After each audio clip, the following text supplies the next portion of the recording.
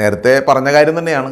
ജമാഅത്ത് ഇസ്ലാമിയുടെ ഈ മതരാഷ്ട്രവാദം അല്ലെങ്കിൽ ദൈവരാജ്യം എന്ന സങ്കല്പവും അതുപോലെ തന്നെ മഹാത്മാഗാന്ധി മുന്നോട്ട് വെച്ച രാമരാജ്യം എന്നൊക്കെ ഒരു സങ്കല്പമാണ് മാത്രമാണല്ലോ വാസ്തവത്തിൽ.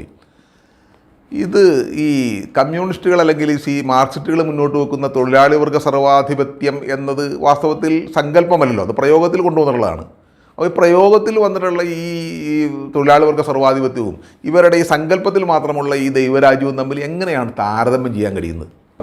ഈ ജമാഅത്തെ ഇസ്ലാമിയുടെ ദൈവരാഷ്ട്രം എന്ന് പറയുന്നത് എന്തോ വലിയ കുഴപ്പമാണ് നമ്മൾ പറയുന്നത്.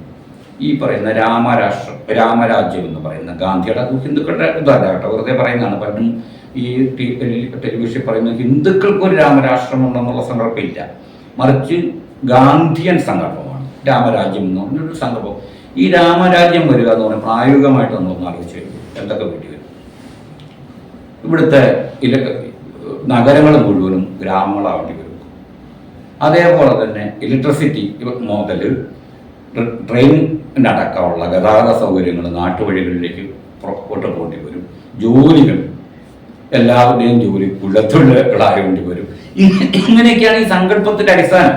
അതുകൊണ്ട് ഗാന്ധി എന്ന് പറയുന്ന ഗാന്ധി രാമരാജ്യം മുന്നോട്ട് വെച്ചു എന്നുള്ളത് കൊണ്ട് അതൊരു ഭയാനക യാഥാർത്ഥ്യമായിട്ട് നമുക്ക് ആർക്കും മനസ്സിലാക്കാം വേണമെങ്കിൽ.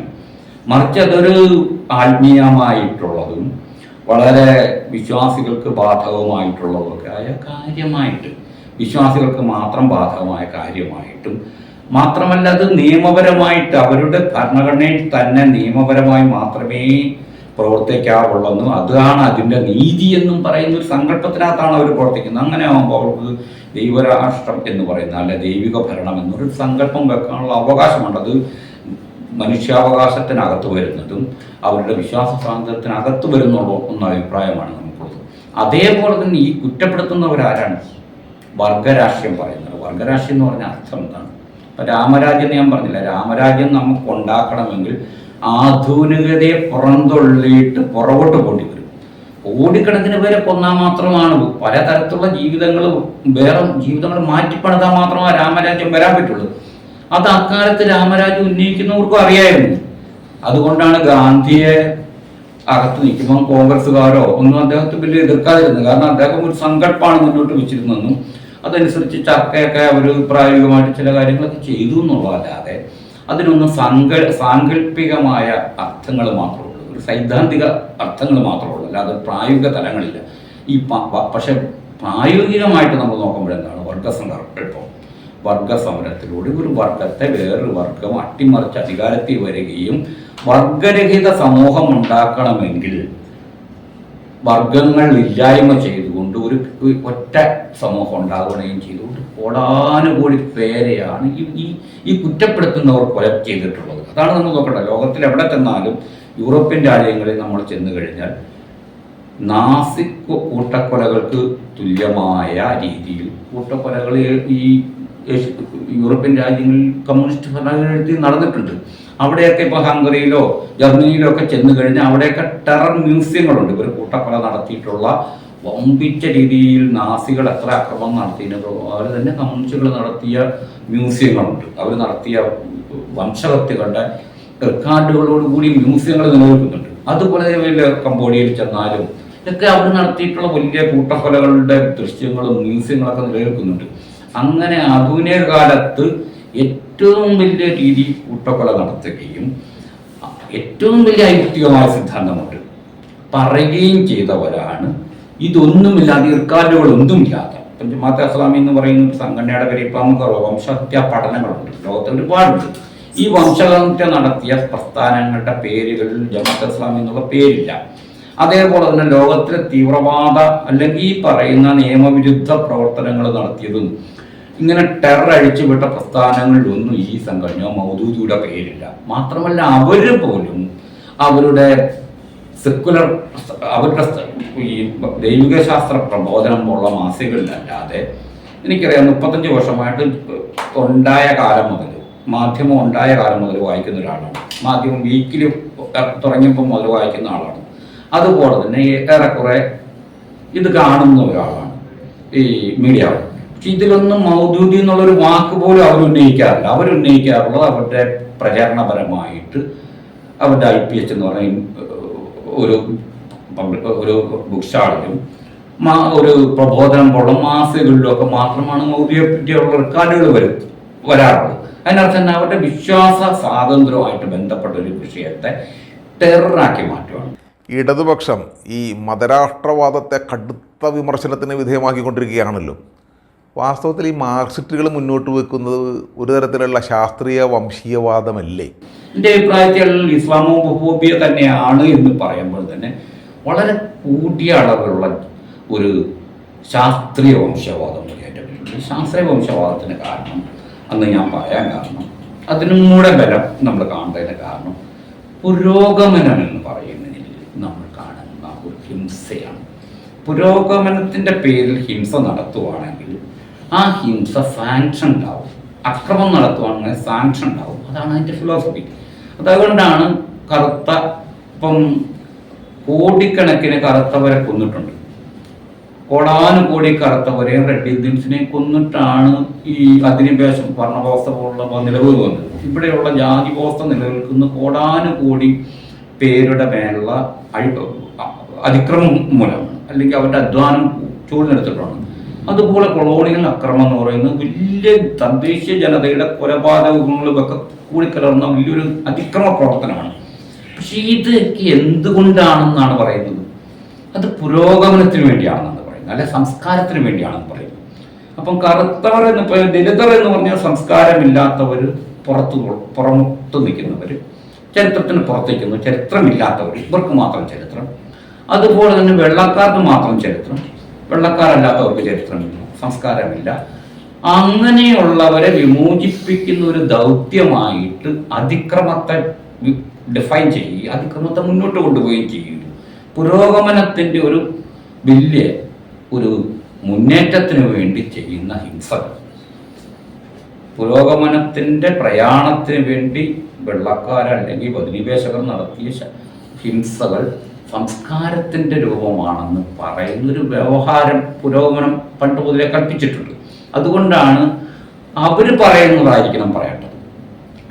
അപ്പം അപരല്ലാത്തവർ, ഇവിടെ ഈ ഒരു അപരസ്ഥാനം ഇസ്ലാം മതത്തിനുണ്ട്. ഇന്ത്യയിലും ലോകത്ത് പല സ്ഥലത്തും പല കാരണങ്ങൾ കൊണ്ട് നമ്മുടെ നവോത്ഥാനം എന്ന് പറയപ്പെടുന്ന ഈ ലോകത്തിലെ മാറ്റം എന്ന് പറഞ്ഞാൽ ലോകത്തിലെ ഏറ്റവും വലിയ മുന്നേറ്റം എന്ന് പറയുന്നത് ഈ പറഞ്ഞ പോലെ ജ്ഞാനോദയമാണ്.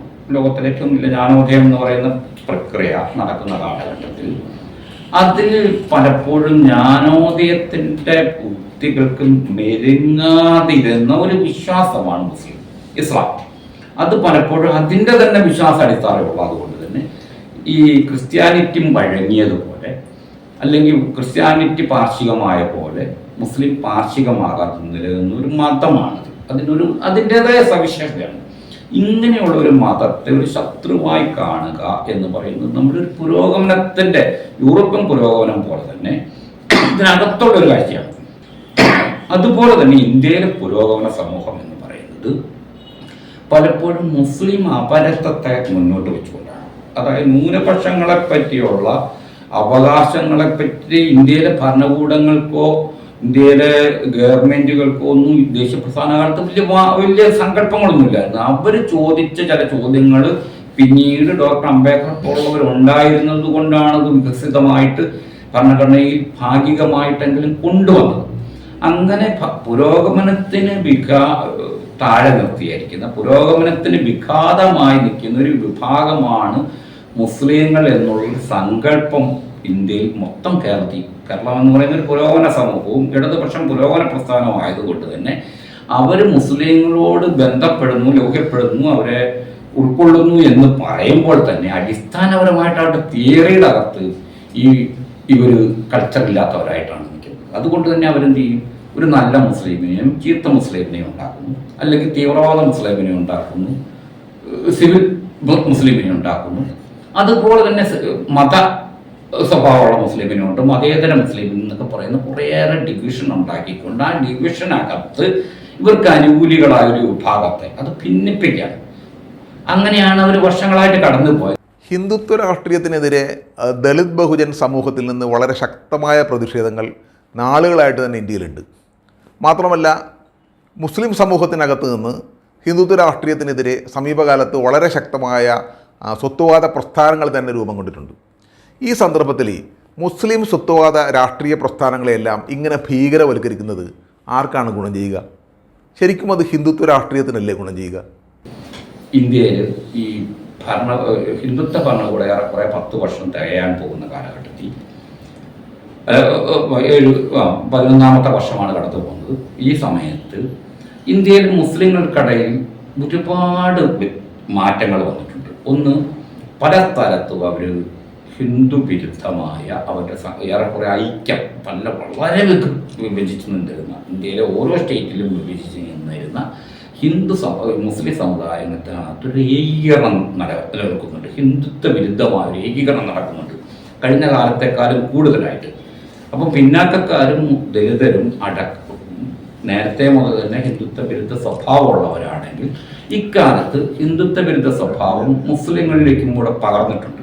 ഒരു വരേണ്യ മുസ്ലിം ആയിരുന്ന മുസ്ലിങ്ങളുടെ ഒരു വരേണ്യമായ കാര്യങ്ങൾ മാത്രം പറഞ്ഞുകൊണ്ടിരുന്ന സ്ഥിതി മാറിയിട്ട് സാമൂഹ്യമായ കാര്യങ്ങൾ പറയുന്നവരും ദേശീയമായ അവകാശങ്ങളെ പറ്റിയൊക്കെ പറയുന്ന പുതിയൊരു കർത്തൃത്വ ശക്തിയായി മുസ്ലിങ്ങൾ വികസിച്ചിട്ടുണ്ട്. ഈ മുസ്ലിങ്ങളുടെ ഉയർന്നു വരുന്ന മുസ്ലിങ്ങളുടെ പുതിയൊരു ഐക്യം ഉണ്ടാകുന്നു മുസ്ലിങ്ങൾക്കിടയിൽ. പഴയ വിഭജനങ്ങൾ, പഴയ വെറുതെ തമ്മിൽ പരസ്പരം ഉള്ള മതപരവും സാമുദായികമായ വിഭജനങ്ങൾക്കപ്പുറം രാഷ്ട്രം ഉന്നയിക്കുന്ന പ്രതിസന്ധികളോട് ചോദ്യം ചെയ്യുന്നൊരു വിഭാഗമായി മാറുമ്പോൾ ഇവിടെ എന്ത് പറ്റും?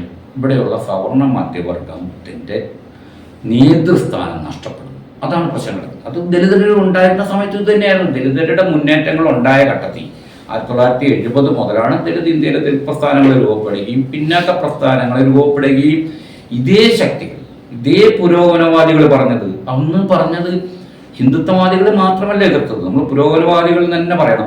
ഇപ്പോൾ EMS ഒക്കെ എന്താണ് പറഞ്ഞത്? EMS ഒക്കെ പറഞ്ഞതെന്ന് പറഞ്ഞാൽ വിഘടനം, ജാതിവാദം തിരിച്ചു വരുന്നു എന്ന് പറഞ്ഞാൽ ഇന്ത്യ എന്ന് പറഞ്ഞ സ്ഥലത്ത് ജാതിയില്ല, ജാതി തിരിച്ചു വരുന്നതാണ് EMS ഉള്ള തിയറ്റീഷ്യന്മാർ പറഞ്ഞത്. അക്കാലത്തെ സൂപ്പർലേറ്റീവായിട്ട് അന്നത്തെ കമ്മ്യൂണിസ്റ്റുകാരി ഒരു വിഭാഗം പറഞ്ഞാൽ ബാൽക്കനൈസേഷൻ നടക്കും, രാഷ്ട്രം ശിഥിലീകരിച്ചു പോകും, ജാതിവാദം. അതായത് മുരയൻ സിംഗ് യാദവും കാൻഷിറാമും ഈ RJD ഇന്ന് അവർ കൊണ്ടു നടക്കുന്ന RJD അടക്കമുള്ള ആൾക്കാരെല്ലാം ഉയർന്നു വന്ന സമയത്ത് ജാതിവാദം രാഷ്ട്രത്തെ ഇല്ലാതാക്കുമെന്നും രാഷ്ട്രത്തെ ശിഥിലമാക്കുമെന്നും അതിന് പകരമായിട്ട് അഖണ്ഡത എന്നുള്ള മുദ്രാവാക്യമാണ് അവർ ഉയർത്തിയത്. അഖണ്ഡ ദേശീയത, ഇത് ഹിന്ദുത്വവാദ മുദ്രാവാക്യമാണ്. അങ്ങനെ ഹിന്ദുത്വവാദം എന്ന് പറയുന്ന സവർണന്റെ കർത്തൃസ്ഥാനം, അല്ലെങ്കിൽ അവരാണ് നേതാക്കൾ, നമ്മളെയൊക്കെ ഭരിക്കേണ്ട നേതാക്കന്മാർ, നമ്മളെയൊക്കെ നയിക്കുന്ന ആൾക്കാരെന്ന അവരുടെ സ്ഥാനം പോകുന്നു. പല വിഭാഗങ്ങളും സ്വയം വികസിച്ച് വരികയും അവരവരുടെ പ്രസ്ഥാനങ്ങളും ശബ്ദങ്ങളും ഒക്കെ ആയിട്ട് മുന്നോട്ട് വരുമ്പോൾ ഉയർന്നു വരുന്നു. ഇതാണ് ഇവരെ പ്രതിസന്ധിയിലാക്കുന്നതുകൊണ്ടാണ് ഇവർ കള്ളക്കഥകളും നുണപ്രചരണങ്ങളുമായിട്ട് രംഗത്ത് വരികയും അത് അവരുടെ തന്നെ ഒരു കുഴപ്പം പിടിച്ച രാഷ്ട്രീയമാണ്. അവരെ തന്നെയാണ് കുഴപ്പത്തിൽ ചാടിക്കുന്നതെന്നാണ് എൻ്റെ അഭിപ്രായം.